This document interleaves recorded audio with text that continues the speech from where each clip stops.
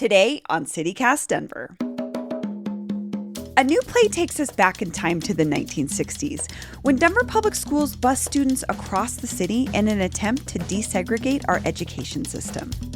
I sit down with the director and producer of the show, Alicia Smith Young, to talk about her new production, Busing, which opens tonight in a church parking lot in Aurora. Today is Wednesday, September 8th, 2021. I'm Bree Davies, and this is CityCast Denver.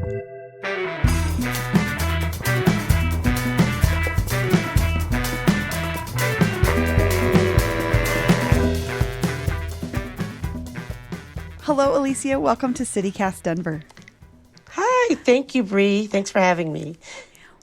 So we're going to talk about your theater group, Idea Stage's first production, and it opens today and chronicles the intergenerational history of Denver's efforts to desegregate our public schools. Why did you want to focus on this topic? Well, I've always had an inkling for social and racial justice ever since I was a little girl. And so I'd always been interested in how integration, what happened then? And I had heard about Topeka, Kansas.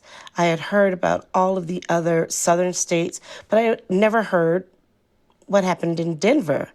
And I was always interested in the black and brown folks of Colorado who had done historic things and had never been spoken about or we knew very little about.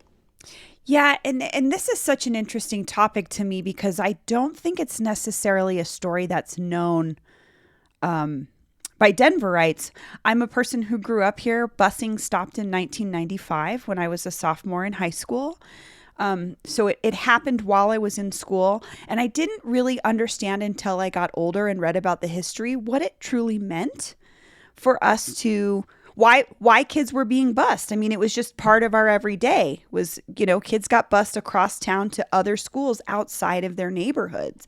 And as you're saying, this was an effort to integrate our communities. We interviewed a lot of folks, and it was so compelling that we found out that many of the people who were bused had no idea why they were bused. Yeah. They did not know anything about Mrs. Rachel B. Noel because we did a survey and we asked that question, and there were so many of them who were just like, I don't know. It was just the way it was. And then I recently did an interview with some folks who they may have graduated in the 70s, 76. And they recalled just the tension or their parents saying, well, we're doing it because it's the right thing to do. And these were some white folks and some black folks. So it was just really interesting to me, how we have failed to inform ourselves or how the education system here in Denver has failed to educate us about our own history. So, yeah, I think it's really representative of how we missed the mark on this, right? It's this was huge. No one knew about the bombing. They bombed the bus depot, the DPS school bus depot. And I think about a third of the buses were destroyed or damaged, and no one knows about it. And it was 1970s, so it wasn't in an era where there wasn't newspapers or radio or television. It was just lost information.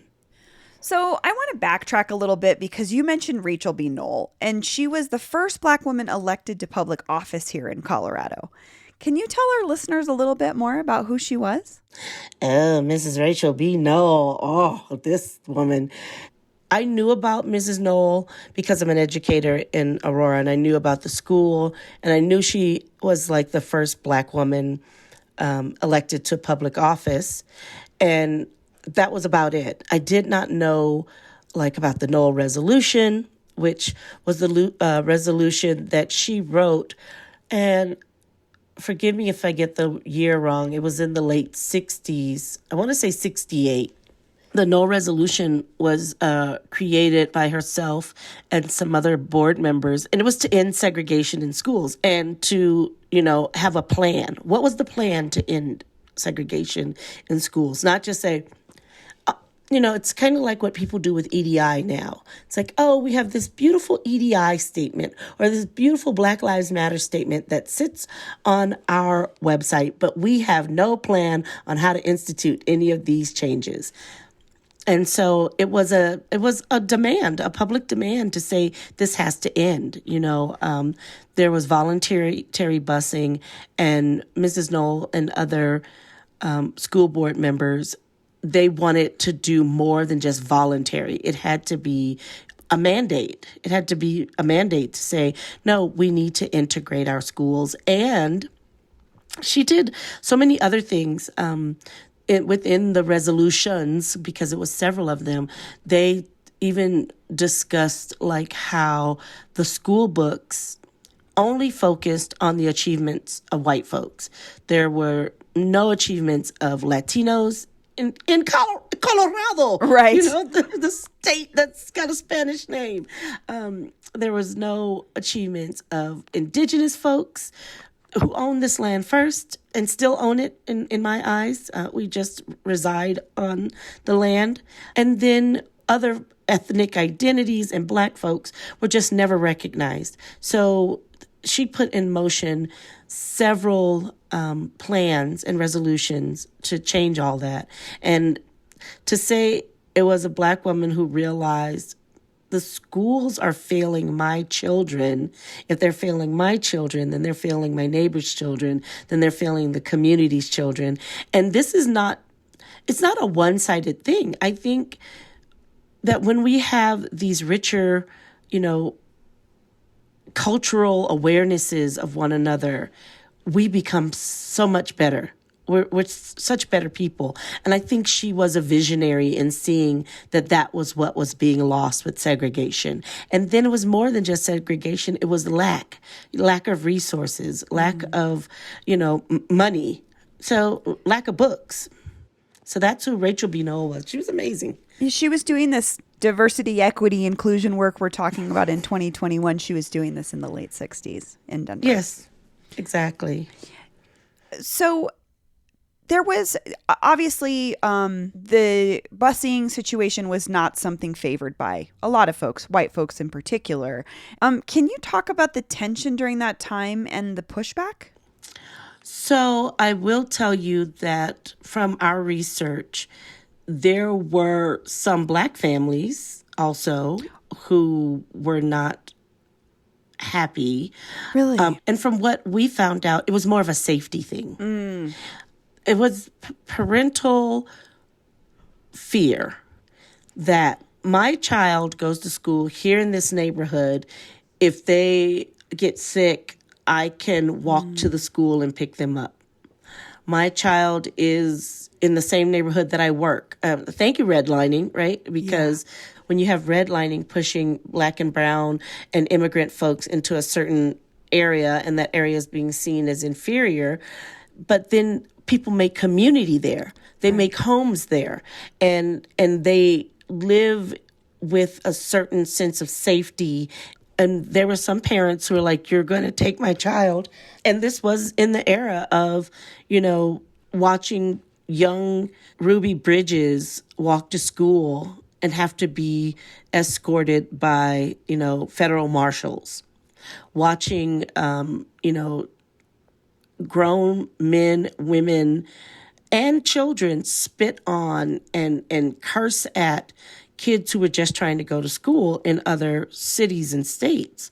So that I think built the fear in the Black community that some harm would come to their child and they would be an hour away. Yeah. Possibly without transportation to get on the other side of town. And then, what would happen in classrooms?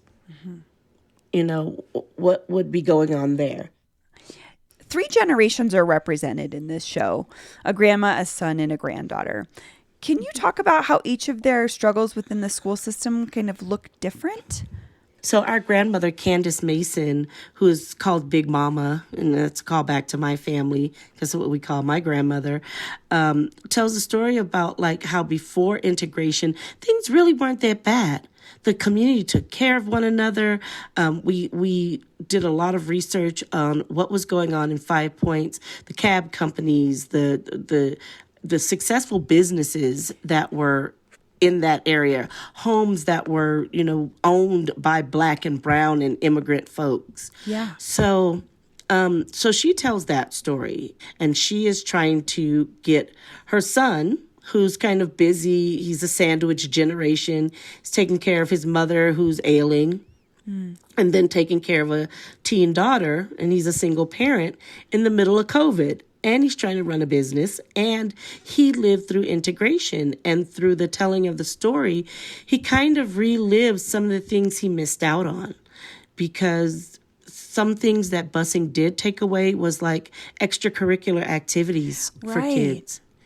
They had to be on a bus and sometimes riding an hour and a half back home through rush hour traffic. So there was no basketball or drama club or speech and debate, swimming. All of the extracurricular classes were kind of lost to them. And he kind of talks about what his dreams were and what they had to become, because, it was also the eye that was kept on young Black men, right? There were stories that were told that how young Black men, of course, just like we lived in 2020, 2021, from then till now, are just seen as a threat, even when they're just being young, beautiful people who are enjoying their lives. And it's the beginning of the school to prison pipeline. It's the beginning of cops in schools. Yeah. So yeah, that has been told through the son Kimani's eyes. And Kimani is my brother's name, so there's a callback again to my family. And then finally, we have Amari. She is the granddaughter who is in the midst of this COVID mess.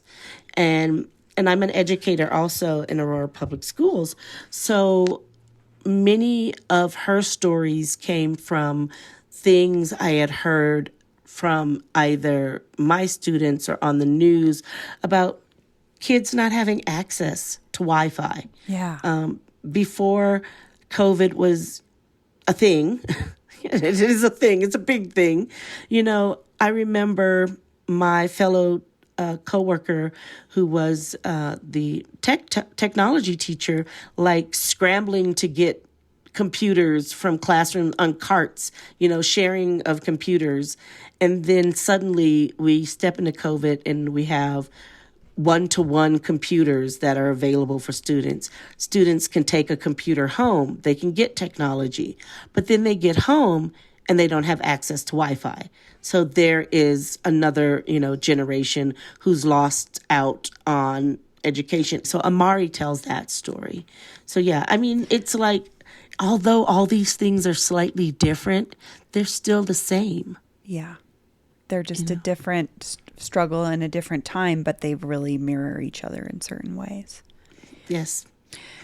So this show's part of a larger series called Sojourners Project. Can you tease us with any future Sojourners Projects ideas or things you're possibly working on? Ooh, you're so nosy. I like that about you. It's my job to be nosy. It's like, ooh, I want more info. I am very interested in telling the story of Black and brown bodies moving throughout this world with or without their consent and the agency to tell their own stories.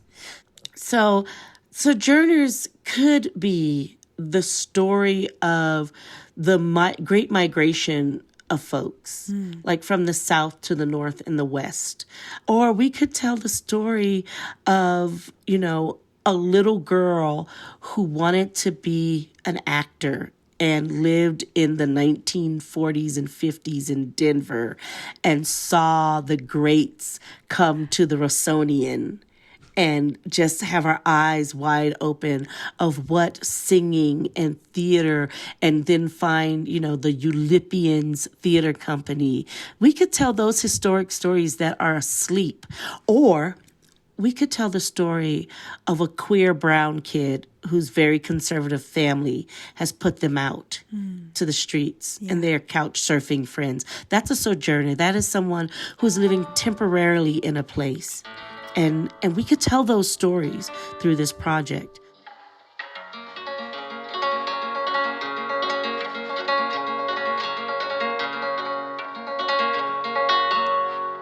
Well, Alicia, thank you so much for talking with me today. Well, thank you, Bree. So I hope that, your listeners come out and join us. It is family friendly.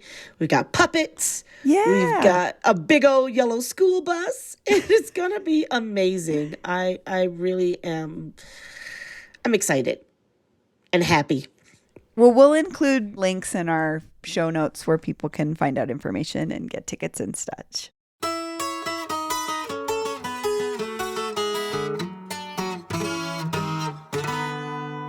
And here's what else is happening in Denver today. While rents in the Denver metro area may have fallen slightly in 2020 due to the pandemic, they are climbing once again, up more than 14% since August of last year.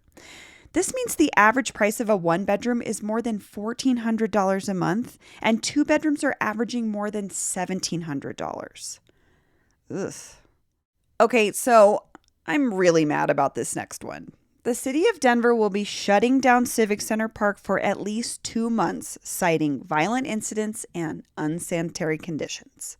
According to CBS 4, during this closure, more surveillance cameras will be installed. Because that's what we need to do to deal with our housing crisis. Install more surveillance cameras.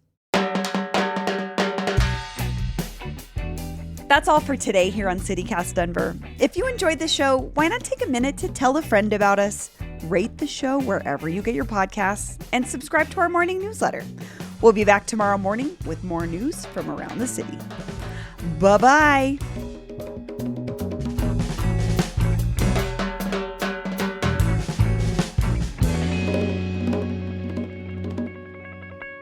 In an attempt to desegregate... Hold on. Okay.